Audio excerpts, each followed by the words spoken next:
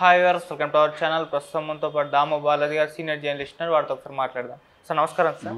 Sir Chandrababu గారు and Pawan Kalyan గారు వీళ్ళిద్దరూ సినిమా ఇండస్ట్రీ పైన కూడా ఫోకస్ పెట్టేశారు. అంటే వైసీపీకి ఫేవర్గా ఉండి ఎలక్షన్స్ ముందర తమపైన విమర్శలు చేసిన వాళ్ళని అరెస్ట్ చేసే యోచనలో అయితే కనిపిస్తుంది సార్. అందులో ముఖ్యంగా రామ్ గోపాల్ వర్మ గారు, పోసాని గారు అండ్ శ్రీరెడ్డి వీళ్ళపైన కేసులు నమోదవుతున్నాయి. సో నోటీసులు అందుతున్నాయి. తొందరలో అరెస్ట్ అన్న ప్రచారం కూడా జరుగుతుంది. ఇంకెవరన్నా అరెస్ట్ అయ్యే అవకాశం ఉందా? మీరేం చెప్తారు సార్ వీళ్ళపైన?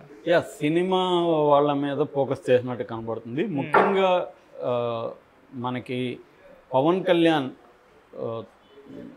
ఒక రకమైన హెచ్చరిక చేశాడు చంద్రబాబు ప్రభుత్వాన్ని. మీరు వైసీపీ వాళ్ళని ఎందుకు పట్టించుకోవట్లేదు, వైసీపీ వాళ్ళని కులాన్ని చూసి వదిలేస్తున్నారు మీరు అని డీజీపీని విమర్శించాడు. సాక్షాత్తు హోమ్ మినిస్టర్ అనితను సీరియస్గానే వార్నింగ్ ఇచ్చాడు. నువ్వు కానీ చేయకపోతే నేను నీ పదవి తీసుకుంటానని కూడా ఆమెను హెచ్చరించాడు. దాంతో చంద్రబాబు కొద్దిగా దిగొచ్చినట్టు కనబడుతుంది. మామూలుగా అయితే చంద్రబాబు ఇంత త్వరగా రెవెంజ్ తీర్చుకోవాలనుకోలేదు. లోకేష్ కూడా బెదిరిస్తున్నాడు కానీ యాక్షన్లకి దిగలేదు. ఎవరో టార్గెట్ కొంతమందిని వాళ్ళు టార్గెట్ చేసుకుంటూ వస్తున్నారు. కానీ పవన్ కళ్యాణ్ సీరియస్గా తీసుకున్నాడు.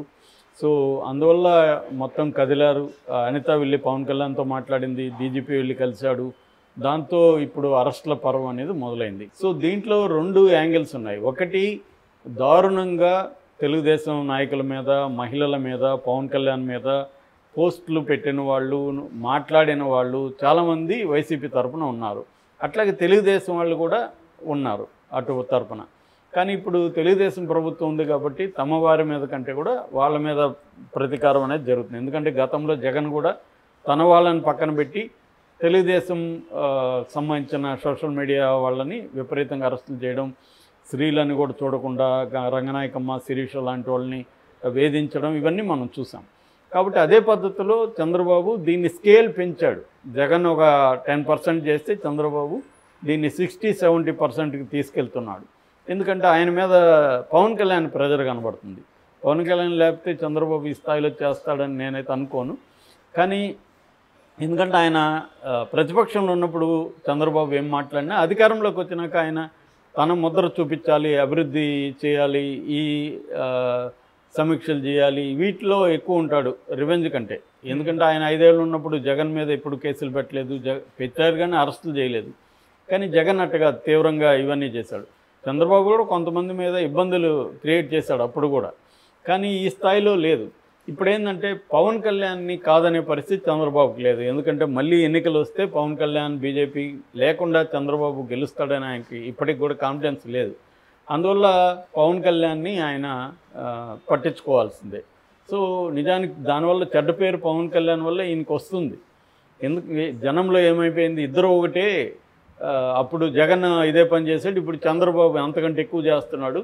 ప్రజలకు కదా, మేం కదా ఎన్నుకునింది, మాకేమన్నా చేయాలి కానీ మీరు కొట్టుకోవడం ఏంటి అనేది జనంలోకి వచ్చింది ఆల్రెడీ. కానీ చంద్రబాబుకి వేరే మార్గం లేదు. ఇప్పుడు ఏంటంటే సినిమా ఇండస్ట్రీ మీద ఫోకస్ చేసినట్టుగా కనబడుతుంది. ఇందులో ప్రధానంగా ముగ్గురిని టార్గెట్ చేసినట్టు కనబడుతుంది. ఒకటి పోసాని కృష్ణమురళి టంగ్ ఎంత ఇదిగా ఉంటుందో మనకు తెలుసు. ఆయన అటాక్ మామూలుగా ఉండదు. ఆయన చంద్రబాబుని, లోకేష్ని, పవన్ కళ్యాణ్ని తీవ్రంగా అటాక్ చేసిన సందర్భాలు ఉన్నాయి. ఒక్కొక్కసారి వ్యక్తిగతంగా కూడా ఆయన మాట్లాడాడు. అట్లాగే శ్రీరెడ్డి, ఇంకా మనం చాలాసార్లు చెప్పుకున్నాం, శ్రీరెడ్డి మాట్లాడినట్టు ఎవరు మాట్లాడలేదు. అదేదో చెప్పినట్టుగా ఆమె నోరు ఒక బురదగుంట అని ఎవరు అన్నారు, అలాగా ఆ స్థాయిలోనే ఆమె మాట్లాడేది.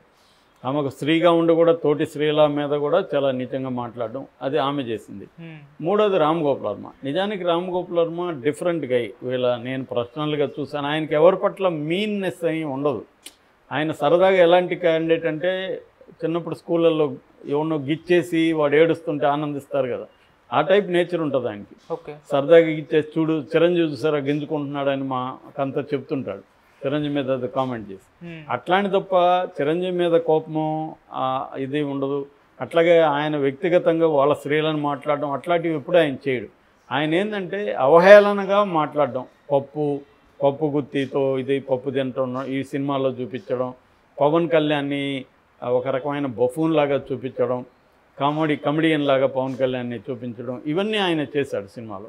అయితే అవన్నీ లీగల్గా తప్ప కరెక్టా అనేది ఇప్పుడు కోర్టులో తేలుతుంది. కానీ ఇక్కడ మనకేంటంటే పవన్ కళ్యాణ్ అంటే ఇటు చంద్రబాబు, లోకేష్, పవన్ కళ్యాణ్ ఈ ముగ్గురిని ప్రధానంగా టార్గెట్ చేశాడు ఆయన. స్త్రీల జోలికి కానీ అసభ్య స్థాయిలో కానీ రామ్ గోపాల్ వర్మ పెట్టలేదు. కానీ ఈ సెటైరికల్గా చేయడం ఆయనకున్న రామ్ గోపాల్ వర్మకున్న ఒక క్రేజ్ వల్ల ఏమైందంటే విపరీతంగా పాపులర్ అయింది. సినిమాలన్నీ ఫ్లాపే ఆయన తీసే బేసిక్గా. కానీ ఆయనకు కూడా తెలుసు సినిమాలు ఫ్లాప్ అవుతాయి. కానీ ఆ సినిమా చుట్టూ జరిగే ఇది ఉంటుంది కదా, every shot is a film అంటాడు ఆయన. అది ఆయనకు తెలుసు, ఇది ఎక్కువ పబ్లిసిటీ. ఈ పబ్లిసిటీ వల్ల ఏమైంది, దాన్ని వైసీపీ వాళ్ళు కూడా పెద్ద ఎత్తున ఉపయోగించుకున్నారు ఆ క్లిప్స్ని.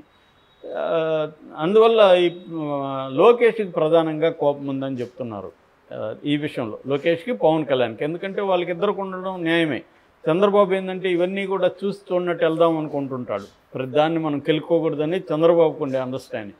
కానీ లోకేష్ యువకుడు, తనని ఇలాగా మాట్లాడినప్పుడు హర్ట్ అయ్యే అవకాశం ఉంది. ఇంకా పవన్ కళ్యాణ్కి మామూలుగానే ఈగో ఎక్కువ అంటారు. ఆయన ఎవరైనా విమర్శిస్తేనే భరించలేడని ఆయనతో కూడా పనిచేసిన వాళ్ళు చాలామంది చెప్పారు. ఆయన చెప్పింది ఒప్పుకోకపోతేనే వాళ్ళని దూరం పెడతాడని కూడా ఆయన మీద ఆరోపణలు ఉన్నాయి.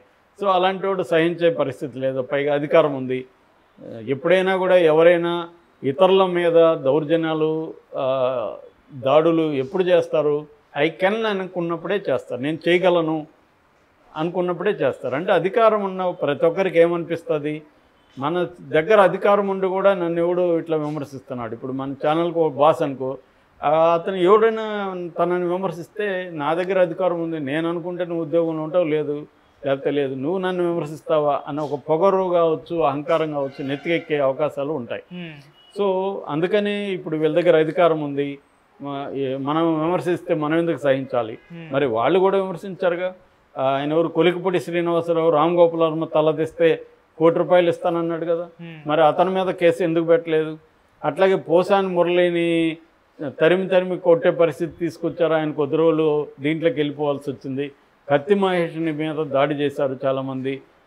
అనేక మంది మీద తెలుగుదేశం వాళ్ళు, జనసేన వాళ్ళు కూడా దాడులు చేశారు, నీచంగా మాట్లాడారు, బండబూతులు పెట్టి. ఇదే రామ్ గోపాల్ వర్మని, ఇదే అల్లు అర్జున్ని ఫర్ ఎగ్జాంపుల్ ఆ మధ్యకాలంలో జన సైనికులు అనేక మంది తెలుగుదేశం వాళ్ళు అల్లు అర్జున్ని ఎట్లా పోస్టులు పెట్టారు. మరి వాళ్ళ మీద ఎందుకు కేసులు లేవు అనేది ఇవాళ కామన్ మ్యాన్కి, మధ్యంగా ఎవరిని సపోర్ట్ చేయకుండా ఉండే మధ్య మార్గంలో ఉండే అనేక మందికి, ఇండిపెండెంట్ జర్నలిస్టులకి, వీళ్ళకందరికి వచ్చే డౌట్ ఏంటంటే, వీళ్ళు ఓకే వీళ్ళ మీద కేసులు పెట్టడాన్ని మేము వ్యతిరేకించాం. రామ్ గోపాల్ వర్మ ఒక అవుట్ ఆఫ్ ద వే వెళ్ళి అంత పర్సనల్గా వాళ్ళని కెండల్ చేయాల్సిన అవసరం లేదు. ఒక సినిమా తీయచ్చు, కానీ మాట్లాడితే పప్పు అని అతన్ని ఒక వెకిలిగా చేయడం, ఈయన్ని పవన్ కళ్యాణ్ కూడా ఒక వెకిలి పాత్రగా చిత్రీకరించడం, క్యారికేచర్గా చేయడం అనేది కరెక్ట్ కాదు. అది ఆర్ట్ కూడా కాదు, అది లో స్థాయి ఆర్ట్. నిజానికి రామ్ గోపాల్ వర్మ ఇంటర్నేషనల్ స్థాయి ఫిల్మ్ మేకరు. ఆయన ఈ స్థాయికి వెళ్ళడం ఎవరికి ఇష్టం ఉండదు, ఆయన ప్రేమించే వాళ్ళకి కూడా. బట్ ఆయన అది క్యారీ చేయడు, అది వేరే వ్యవహారం. ఆయన క్యారీ చేస్తా లేదని వీళ్ళకి కూడా అనవసరం. కాబట్టి ఈ కాంటెక్స్ట్లో ఆయన అంత స్థాయికి వెళ్ళి చేయాల్సిన అవసరం ఆయనకి లేదు. కానీ ఆయన చేశాడు. చేసినప్పుడు ఇప్పుడు ఆయనకు కూడా తెలుసు మనం దీని ఫలితం ఎప్పటికైనా అనుభవించాలని. తెలియనివాడేం కాదు ఆయన కాన్సిక్వెన్సెస్ అన్నీ తెలుసు. ఆయన రెడీగా ఉన్నాడు, కోర్టుకు వెళ్ళాడు, కోర్టు కేసు కొట్టేయమన్నాడు. ఎందుకంటే మధ్యపాడు అనే ఊరిలో రామలింగం అనే ఒక టీడీపీ అతను కేసు పెట్టాడు. ఎందుకంటే సంబంధంలో వాళ్ళ దగ్గర పెట్టిస్తున్నారు కేసులు. ఎందుకు, ఈయన రామలింగాన్ని ఏమైనా అన్నాడా? వాడికి ఏం సంబంధం రామలింగం అనేవాడికి? కాకపోతే ఏంటంటే ఎవరో దగ్గర పెట్టించడం, అవి తీసుకోవడం. ఇదే వైసీపీ వాళ్ళు కంప్లైంట్లు ఇస్తున్నారు. నిన్న కూడా తిరుపతిలో కరుణాకర్ రెడ్డి, భూమన్ కరుణాకర్ రెడ్డి, ఎంపీ గురుమూర్తి వీళ్ళందరూ వీళ్ళు ఇచ్చారు. ఆ కంప్లైంట్లను పట్టించుకోవట్లా, కనీసం రిసీట్ ఇవ్వట్లా. వీళ్ళు మాత్రం ఎవడో అనామకుడు. మామూలుగా పోలీసులు వెళ్ళి, ఇప్పుడు నేను వెళ్ళి చంద్రబాబు మీద కేసు పెడితే తీసుకుంటారా పోలీసులు? ఎవడరా నువ్వు, నీకేం సంబంధం అని అడుగురా. అట్లాగా ఈ రామలింగాన్ని అడగాలిగా పోలీసులు, నీకేమయ్యే సంబంధం, నిన్నేమని అన్నాడా రామ్ గోపాల్ వర్మ, నువ్వెవడు కేసు పెట్టేదానికని? కానీ అడగరు. ఎందుకంటే ఇది ప్లాంట్గా కేసులు పెట్టించడం, అనేక కేసులు పెట్టడం, దాంతో తిప్పడం. అంటే మన దేశంలో ప్రాసెస్ ఈజ్ పనిష్మెంట్. నిజానికి వీటికి ఏమి శిక్షలు పడవు ఎవరికి, కానీ వాళ్ళకి తెలుసు. అది ఒక 50 కేసులు ఎన్నో పెట్టారు పోసాని కృష్ణమురళి మీద. రామ్ గోపాల్ వర్మ మీద కూడా చాలా కేసులు ఉన్నాయి ఆల్రెడీ, ఇప్పుడు కొత్తగా పెడుతున్నారు. ఇంకా శ్రీరెడ్డి మీద చెప్పాల్సిన అవసరం లేదు. వీళ్ళ మీద కేసులు పెట్టి కోర్టులకు తిప్పడం, కొద్ది రోజులు జైల్లో ఉండడం. ఈ మధ్య ఏంటంటే కోర్టుకు పెట్టకముందే ప్రైవేట్గా తీసుకెళ్ళి పోలీసులు చిత్రహింసలు పెడుతున్నారని కూడా వాపోతున్నారు. సో ఇది చంద్రబాబు ప్రభుత్వానికి చెడ్డ పేరు తెస్తుంది తప్ప దానివల్ల ప్రజల్లో ఏమీ మంచి ఇది రాదు. ఈవెన్ తెలుగుదేశ అభిమానుల్లో కూడా ఇది వ్యతిరేకతని క్రియేట్ చేస్తుంది. ఎందుకంటే అందరూ ఇలాగ మాట్లాడింది అన్ని పార్టీల్లో ఉన్నారు. ఒక్క వైసీపీ వాళ్ళే పదవులు మనవాళ్ళంతా గొప్పవాళ్ళేం కాదు. అన్ని పార్టీల్లో ఉన్నప్పుడు ఇది ఎక్కడో చోట ఫుల్ స్టాప్ పెట్టాలి. అయితే చంద్రబాబు కానీ లోకేష్ కానీ వీళ్ళకి కూడా వార్నింగ్ ఇచ్చారని చెప్తున్నారు. మనోళ్ళు చేస్తే కూడా మేము అరెస్ట్ చేస్తామని. అంతవరకు ఆహ్వానించాలి. కానీ గతంలో చేసిన వాళ్ళ మీద ఎందుకు కేసులు పెట్టలేదు? అదే కొలికిపూడి ఈయన తలదిస్తే ₹1,00,00,000 ఇస్తానని టీవీ ఛానల్లో ప్రకటించిన కొలికిపూడి మీద కేసు పెట్టాలి కదా. ఆయనకేమో టికెట్ ఇచ్చారు, అసెంబ్లీ టికెట్. మరి జగన్ని